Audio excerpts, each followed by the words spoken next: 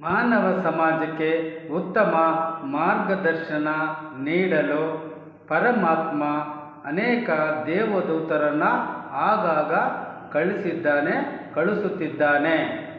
ಆದರೆ ನಾವು ಅವರ ಜ್ಞಾನವನ್ನು ಪಡೆದುಕೊಳ್ಳಲು ವಿಫಲವಾಗಿದ್ದೇವೆ.